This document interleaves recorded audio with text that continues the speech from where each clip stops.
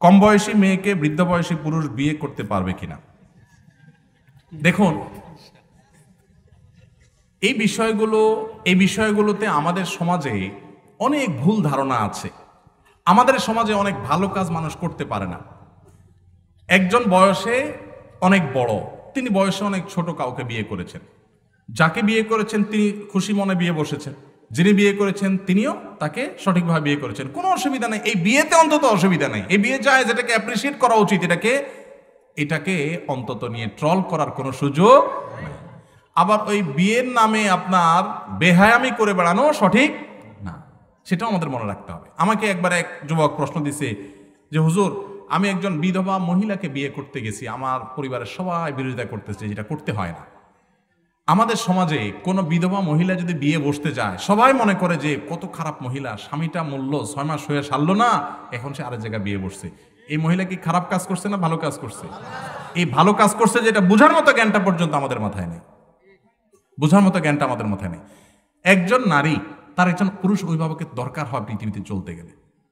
তিনি যদি সমাজের ভয় বিয়ে না করে থাকে, এই সমাজে বিধবারা বিয়ে করতে পারে না। বিধবাদেরকে মানুষ বিয়ে করতে চায় না। কেন? কারণ সমাজ সেটাকে দোষে মনে করে। এটা যদি দোষে মনে করে তাহলে আপনি গুনাহগার হবেন। আপনি বরং এগুলোর সমাজের সমস্ত ভুল ধারণা ভাঙতে হবে, বৈধ কাজে মানুষকে অ্যাপ্রিসিয়েট করতে হবে। অতএব এরকম বিয়েতে কোনো অসুবিধা শরীয়ী দৃষ্টিকোণ থেকে অন্তত নাই। তবে আবার এই বিয়ে শাদীকে মার্কেটিং করতে গিয়ে পর্দার বিধান লঙ্ঘন করে একেবারে আপনার বেহায়ামি করা যাবে না। দুই দিক থেকেই যথেষ্ট আমাদেরকে সংযমী হতে হবে।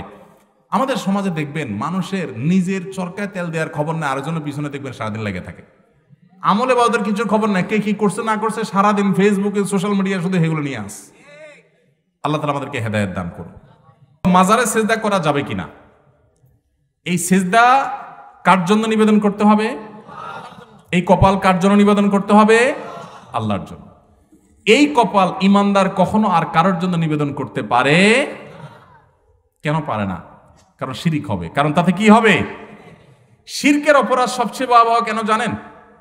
এই যে মাজারে আমরা সেজদা করি, অনেকে মাজারে অনেকে দোয়া করে, মাজারে অনেকে মানত করে, মাজারওয়ালাকে আল্লাহর আসন দেয়।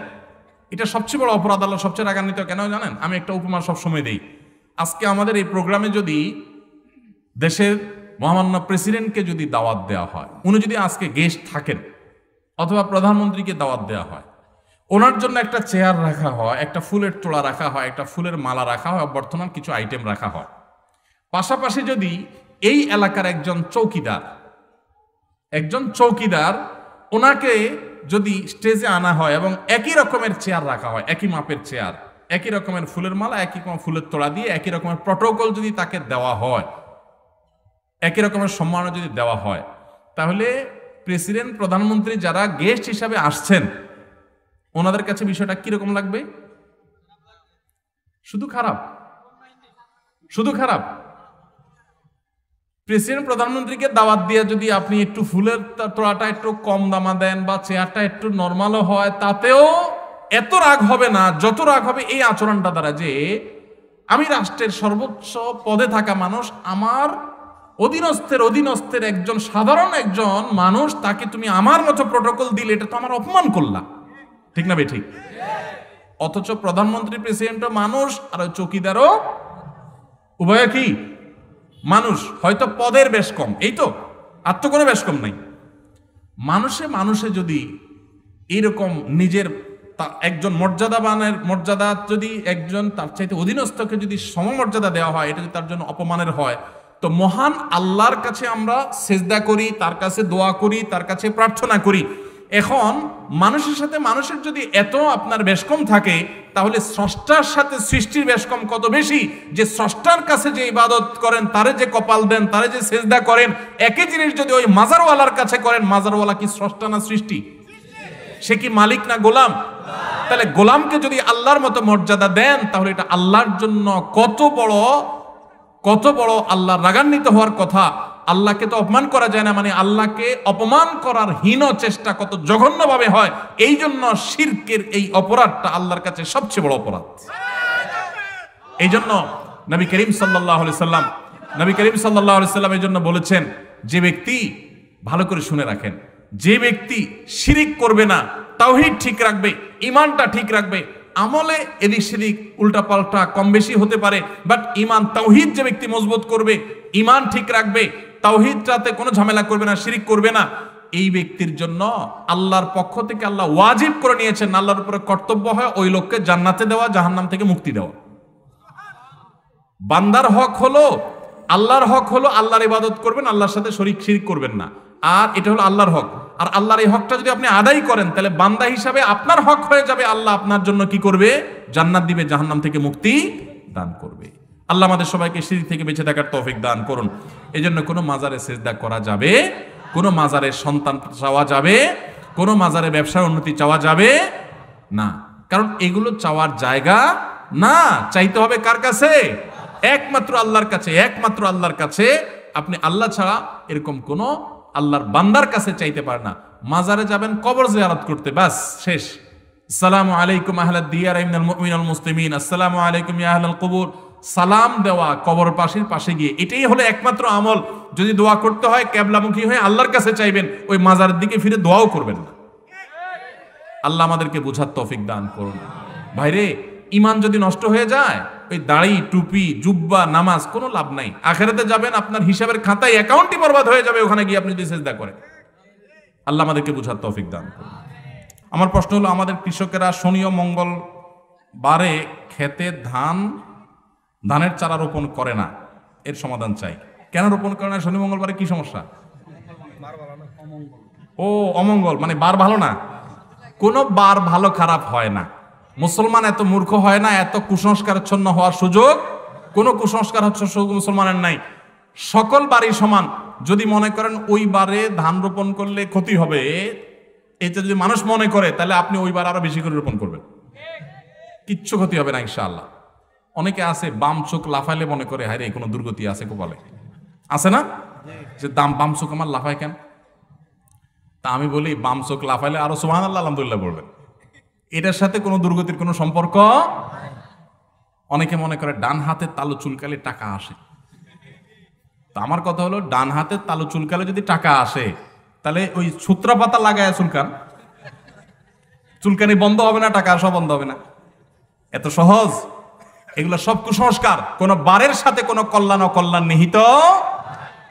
বলো যে অমুকে চেহারা দেখছি আজ সকালে, তো শেষ দিনটা আজকে। এগুলো সব শিরকি কথা, এগুলো কখনো ইমানদারের কথা হতে পারে না। দোকানদারের প্রথম কাস্টমারটা কেনা বেচার পরে বলতেছে, ভাই টাকাটা পরে দেবো, যা আজকে যাত্রাটাই শেষ। ফালতু কথা। অনেক দোকানদার প্রথম যাত্রা কাস্টমার মোটা অঙ্কের নগদ টাকা দিয়ে কিনছে, সারাদিন মাছি মারতেছে, আছে না? অতএব এগুলোর সাথে কখনো লাভ ক্ষতির সম্পর্ক। সকালবেলা বাইর হয়ে প্রথমে জাউটা দেখছে, বউর উপরে এবার চেইতা পারলে জাউ দিয়া বউর পিঠে দেখেছে যে বাইর হয়ে উঠানে প্রথম জাউ কেন দেখলাম আজকে, আমার দিনটা শেষ। আছে না নাই? এগুলো সব মূর্খতা। এগুলোর মধ্যে সমস্ত লাভ এবং ক্ষতির মালিক কে? এই সমস্ত জিনিসে কোনো লাভ ক্ষতি নিহিত নাই। আল্লাহ আমাদের বোঝার তৌফিক দান করুন। আমার প্রশ্ন হচ্ছে, আদম আলাইহিস সালামের সৃষ্টির সময় পরে শয়তান কেন ওনাকে সিজদা করে নাই? কিসের প্রভাব তার ভিতরে অহংকার সৃষ্টি হয়েছিল? দয়া করে জানাবেন। দেখুন, শয়তানের মনে হয়েছে সে আগুনের তৈরি। সে তো বলেছে, কারণ খালাকতানি মিন নারি ওয়া খালাকতাহু মিন তিন, আল্লাহ আমারে আগুন দিয়ে তৈরি করলা, তারে মাটি দিয়ে তৈরি করলা, আমি কেন তারে সিজদা করব? মর্যাদা কি আগুনের বেশি না মাটির বেশি? মাটির বেশি। আসলে মর্যাদা কারোরই বেশি আর কম নাই। আল্লাহ যার মর্যাদা দিবেন তার মর্যাদা, সবই তো আল্লাহর সৃষ্টি, তো আল্লাহ কাকে মর্যাদা দিবেন আল্লাহর ব্যাপার। আল্লাহ মাটির সৃষ্টি আদমকে মর্যাদা দিয়েছেন, অতএব সেই মর্যাদা আপনি মানতে বাধ্য। যদি মানেন নাই তো আপনি গুমরা, শয়তান সেজন্য গুমরা হয়েছে। শয়তানের ভিতরে দুইটা গুনাহ কাজ করেছে। কয়টা গুনাহ? দুইটা গুনাহ, দুইটা পাপের কারণে শয়তান হয়েছে। ভালো করে শুনে রাখেন। এই পাপগুলো আমরা অনেকে বুকের ভিতরে নিয়ে ওয়াজ মাহফিল শুনতে আসি, বলবো পাপগুলা। দুইটা পাপের কারণে ইবলিস হয়েছে। ইবলিস কি হয়েছে? ইবলিস হয়েছে। নাম্বার 1, তার ভিতরে হিংসা হয়েছে। কি হয়েছে? যে আল্লাহ আদমের এত মর্যাদা দিয়েছে কেন? আমি এত বছর ইবাদত করে, আদমের মাত্র জন্ম হলো আমার সামনে, মাত্র আমার চোখের সামনে যার জন্ম হলো, তার এত মর্যাদা কেন হবে? আমার ভিতরে জ্বালা পোড়া করে। এই হিংসা তার মধ্যে হয়েছে 1। 2 নম্বর হলো অহংকার, যে আমারে মা আগুন দিয়ে তৈরি করছে, আগুন তো উপরের দিকে উঠে মাটি তো নিচে থাকে, তাহলে আমি বড়। আমরা অনেকেই আছি, নামাজ কালাম পড়ি, নিজেকে মুসলমান দাবি করি, আবার আমি অহংকার করি, মনে করি অমুক আমার চেয়ে ছোট, আমি অনেক বড়, আমি অনেক হান্তান, নিজেকে বড় মনে করি, অহংকার করি। এগুলো আমাদের মধ্যে আছে না নাই? সত্য কথা শুনছি তারপরও মানি না, কারণ আমার মুখ দিয়ে একটা বাইরে হয়ে গেছে, ওইটাই টিকায় রাখতে হবে। আছে না নাই এই রোগগুলো? মানুষকে দমায় রাখা, মানুষকে তুচ্ছ তাচ্ছিল্য করা, পাত্তা না দেওয়া, সাইড না দেওয়া, এগুলো অহংকার। এরকম বহু অহংকার আছে, টাকার গরম, জ্ঞানের গরম, শিক্ষার গরম, পদের গরম, নানান গরম আছে, এগুলো আমাদেরকে অহংকারী করে। বিনয়ী হতে হবে একজন মুসলমানকে। এই অহংকারী হয়ে এই গুণ করে ইবলিস ইবলিস হয়েছে, হিংসা করে ইবলিস ইবলিস হয়েছে। আমরা অনেকে নামাজ কালাম পড়ে তসবিহ তাহলিল করি, কিন্তু কারো ভালো দেখতে পারি না। আমার পাশের বাড়ির ছেলেটা, নিজের ছেলেটা আমার এসএসসিতে ভালো রেজাল্ট করে নাই, ও একটু ভালো রেজাল্ট করছে, এই জন্য হিংসার চোটে বলি যে ও কেন রেজাল্ট করছে, আমারটা করুক আর না করুক, ওরটা ভালো কেন হইল? আছে না নাই? অনেক দোকানদার আছে, নিজের দোকানে কাস্টমার আসুক আর না আসুক, পাশের দোকানে বা সামনের দোকানে কাস্টমার ঢুকলে তার মাথা মেজাজ গরম হয়ে যায়। আছে না নাই? ভাইরা আমার, এর নাম হিংসা, এর নাম হিংসা। আল্লাহ তাআলা তার দোকানে কাস্টমার পাঠাইছে, আরো পাঠাক, আমার কোনো আপত্তি নেই, আল্লাহ তুমি ওখানে আরো পাঠাও, কিন্তু আমারও দিও আল্লাহ, এটা আমি বলতে পারি। কিন্তু আমরা কি করি যে আমার দোকানে কাস্টমার আসুক আর না আসুক, ওর দোকানে যেন না আসে। কাস্টমার যদি খালি হাতে বাইর হয়ে যায়, দোকানদার ইয়া খুশি হয়ে যায় যে ওর দোকান থেকে কিছু নিয়ে বাইর হয় না, যাক আলহামদুলিল্লাহ বাইসে গেছে। এর নাম হিংসা। এর নাম কি? হিংসা। আরেকজনের ছেলেটা ভালো রেজাল্ট করছে শুনলে ভিতরটা পিক করে আপনার জ্বলে ওঠে। আমি এই জন্য বলি, হিংসা মাপার একটা মিটার আছে আমার কাছে, বলবো? এই মিটার দিয়ে আপনিও চেক করতে পারেন হিংসা আছে কিনা। কারোর ভালো দেখলে ভিতরে চিনচিন করে পিনপিন করে জ্বলে কিনা। যদি জ্বলে তাহলে বুঝবেন আপনার ভিতরে কি আছে। যেই কোনো ভালো, আরেকজনের ভালো শুনছেন, ভালো, আরে অমুকের ছেলে বিদেশ গেছে, বাড়ি করে ফেলছে, অমুক কিছু করে ফেলছে, আপনারটা করতে পারে নাই। এখন আপনার জ্বলে কি না ভিতরে আগে দেখেন। যদি দেখেন যে ভিতরে জ্বলে, কষ্ট হয়, তাহলে বুঝবেন আপনার হিংসা রোগ আছে। হিংসা খুব ভয়াবহ গুনাহ, এটা জায়েজ নাই। আল্লাহ তাকে দিয়েছে, আমি হিংসা করার কি? আমি বলবো আল্লাহ আরো দেন, আমাকেও দিয়েন সাথে, এটা আমরা বলবো। আল্লাহ আমাদেরকে তৌফিক দান করুন। তাহলে ইবলিস ইবলিস হয়েছে এই দুইটা পাপের কারণে। এগুলোতে